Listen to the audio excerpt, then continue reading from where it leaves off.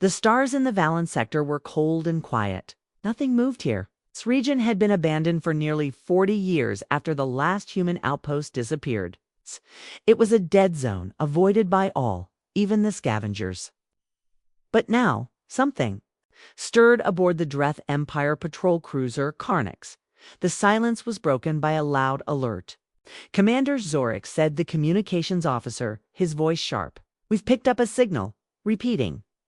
"Very weak, but it's definitely human." Commander Zorik's yellow eyes narrowed.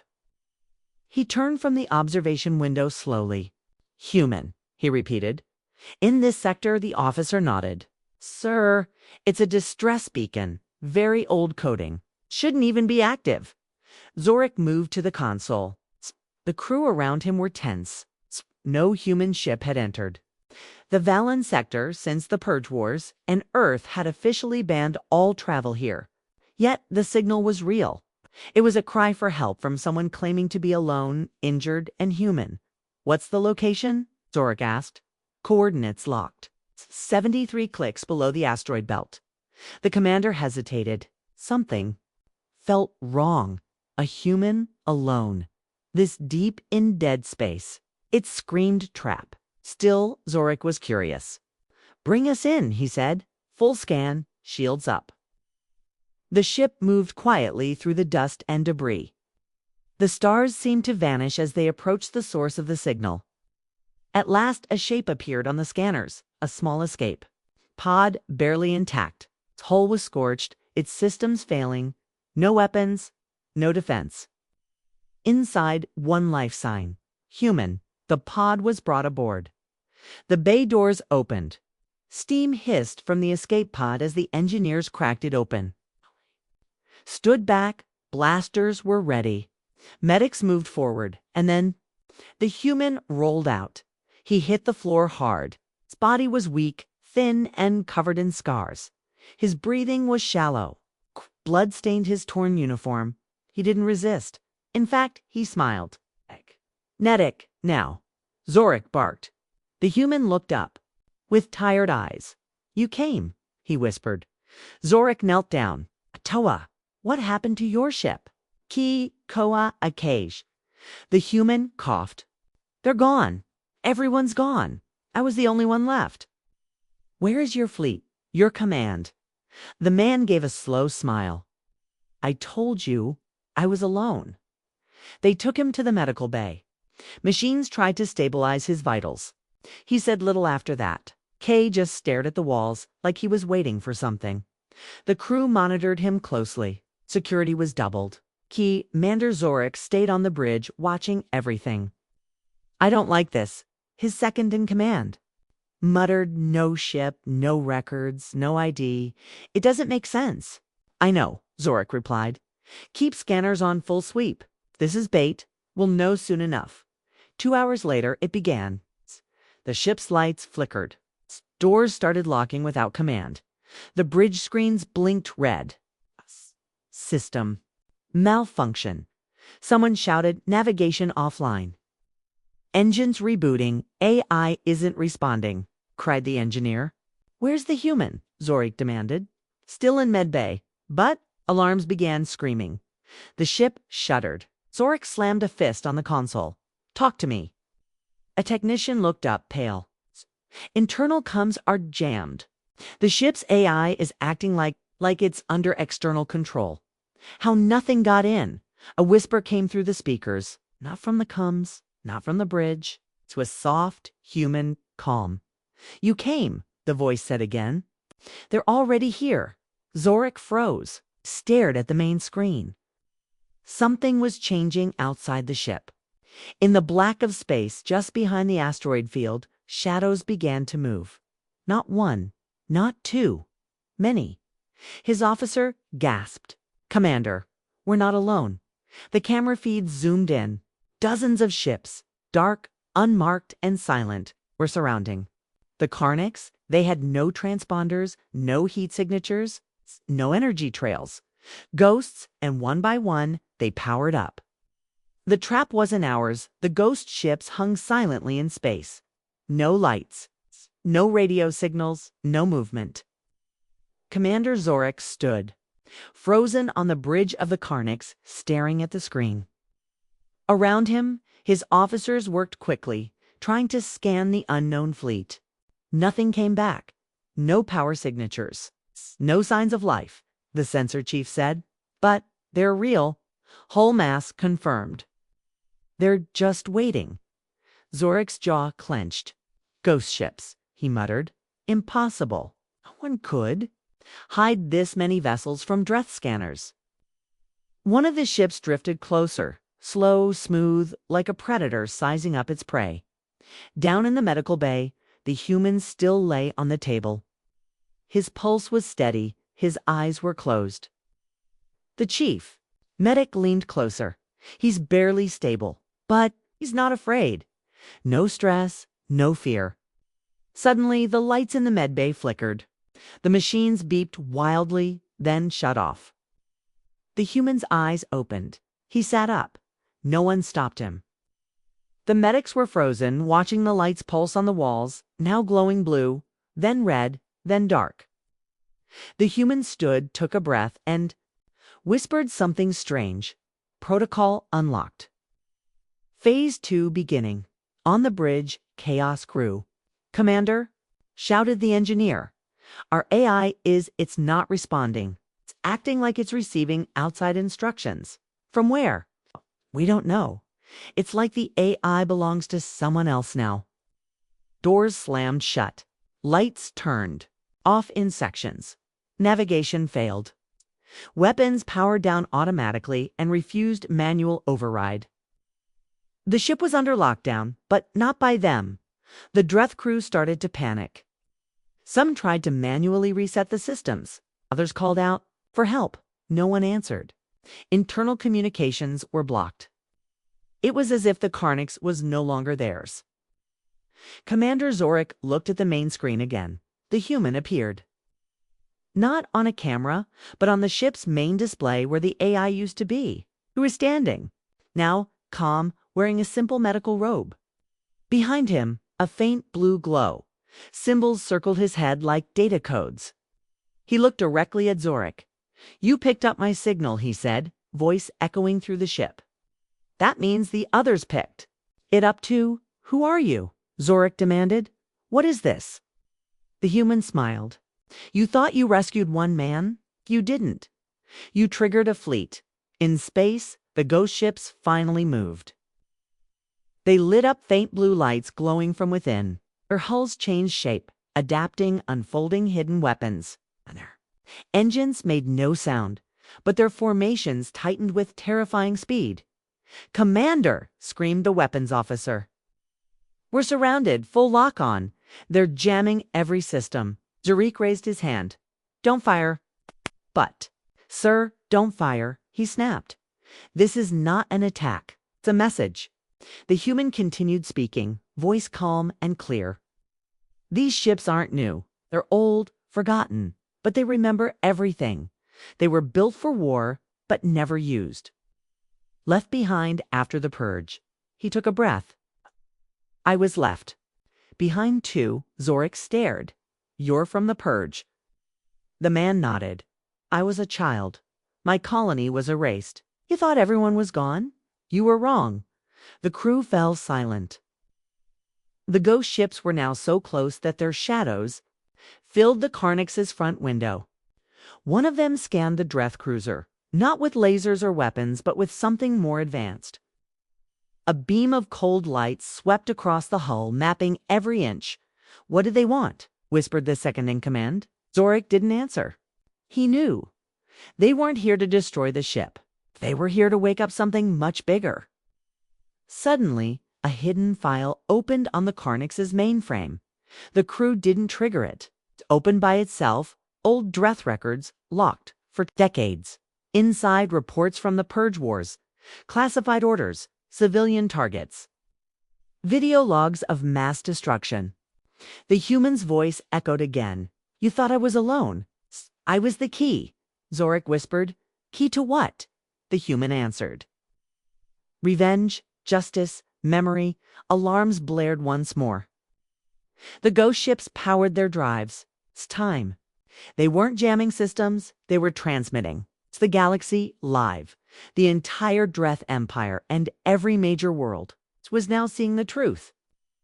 The human had turned their own ship into a beacon, a warning, a trigger. The stars outside the Karnix burned cold and silent as the ghost ships fully surrounded the Dreth cruiser. They moved like shadows, perfectly in sync without any noise or signal. The crew on board watched in silence.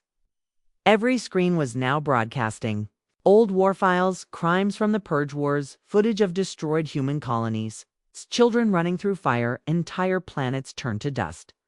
All recorded by Dreth Command, all locked away, till now. And Be Human, once quiet, injured, and harmless, stood at the center of it all. Commander, the second in command, whispered, eyes wide. It's not just a survivor, he's the trigger. Commander Zorik didn't answer. He was staring at the data streaming across the screens.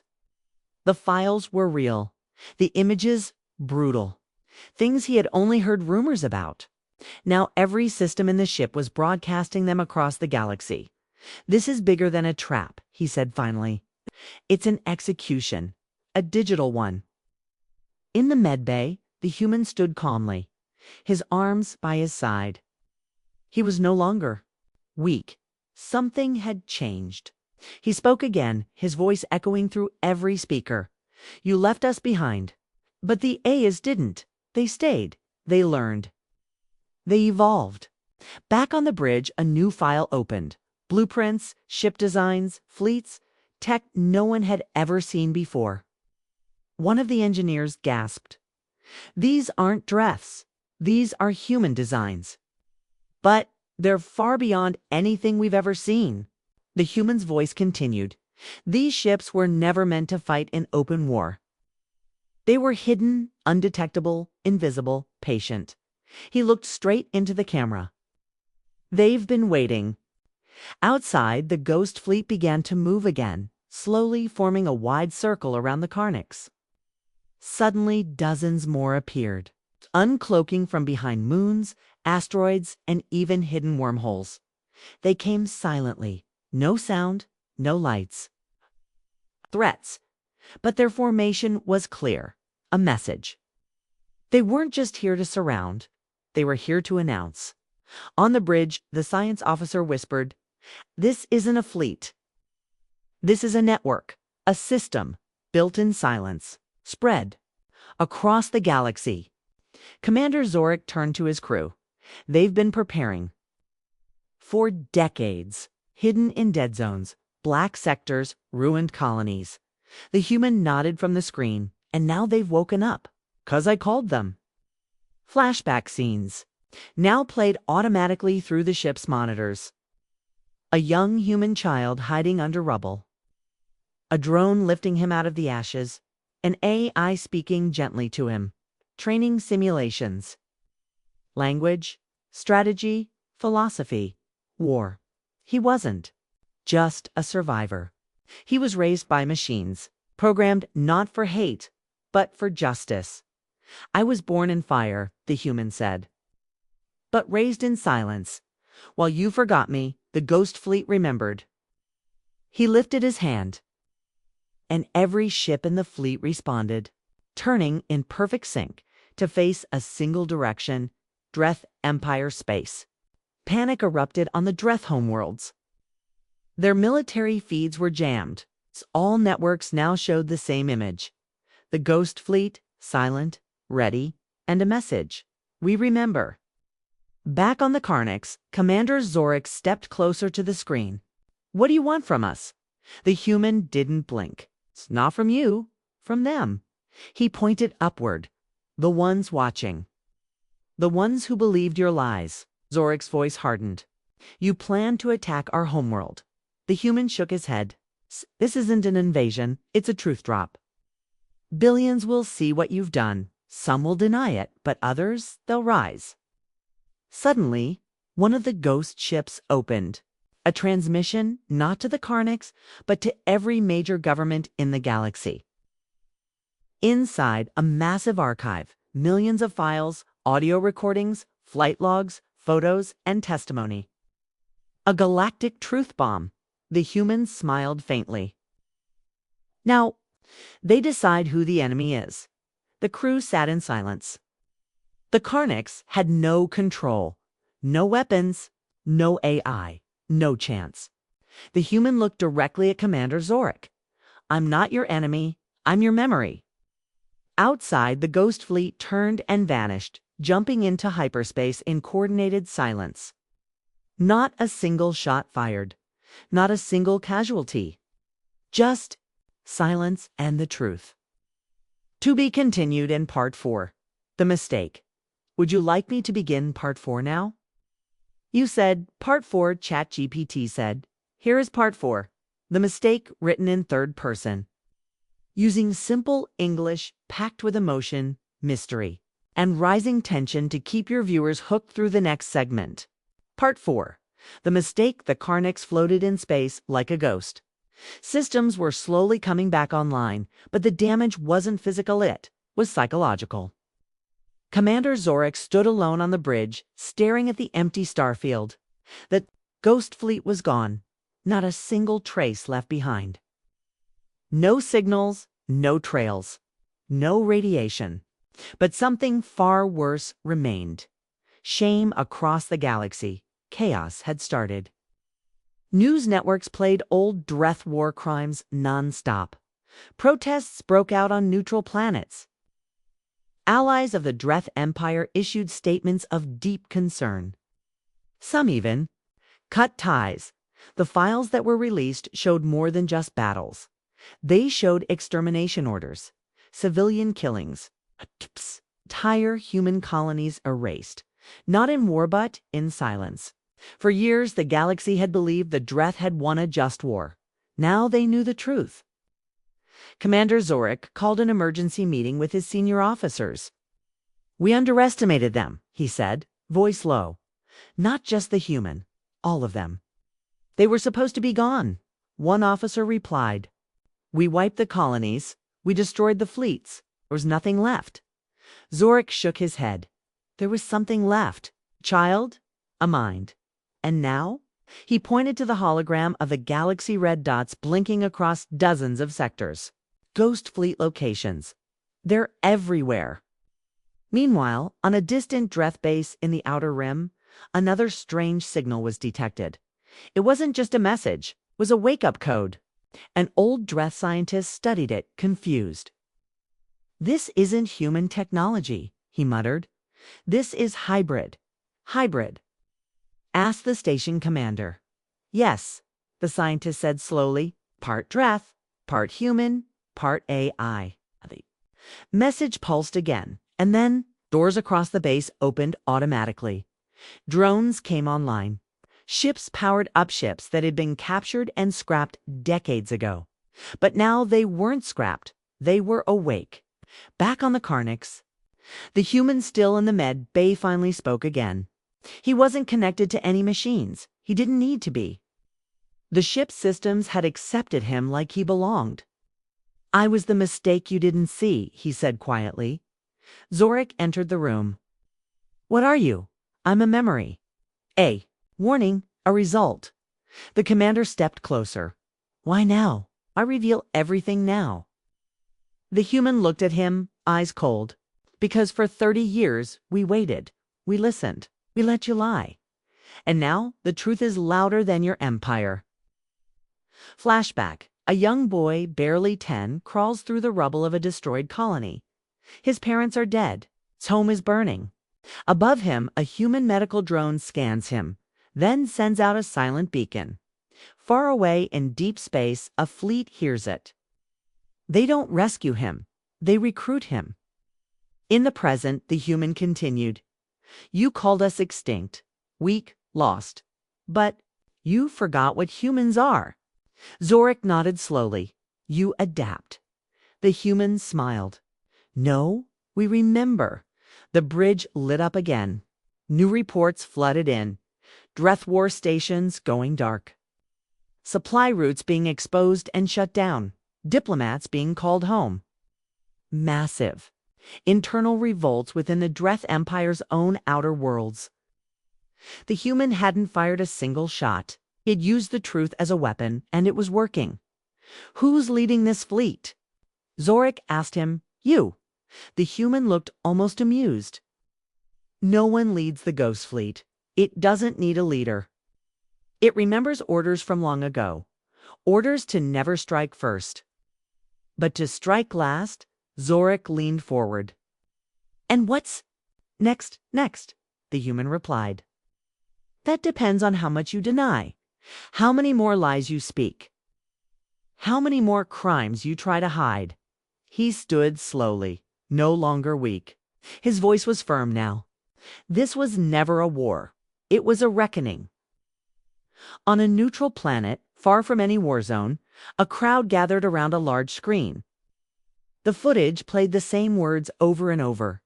They thought one human was alone. They were dead wrong. A Dreth ambassador tried to speak to the crowd, but no one listened. The galaxy had heard enough lies. Now it listened to human memory. The Dreth Empire was falling apart, not by missiles or bombs, but by truth.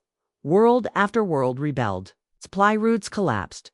Loyal fleets refused orders. Dreth officers were being arrested on neutral planets. Their crimes, once hidden, were now public knowledge. And the Ghost Fleet hadn't even begun its true campaign. Inside the medbay of the Carnix, the humans stood quietly as the ship's AI returned to partial control. But it no longer obeyed Dreth commands. It responded to him. He looked at Commander Zorik. "This is your last chance," he said. "Tell the truth. Stand down, or the next step won't be data." Zorik held back his anger. "You think you can bring down a 1,000-year empire with a few stolen files?" The human didn't blink.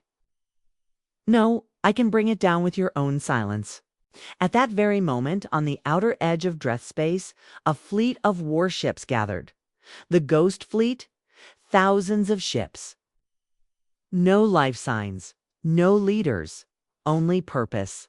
They didn't broadcast threats, they didn't answer hails. They simply appeared and began disabling Dreth satellites, weapons arrays, and communications towers with surgical precision. One by one, Dreth defense systems blinked out, and no one could stop them. On the Dreth capital planet, the Emperor stood in his war chamber. He stared at the hologram's red warning lights flashing across every sector. Fleets offline, outposts lost, allies gone. He growled, "Bring the main fleet. Wipe those ghosts from the stars."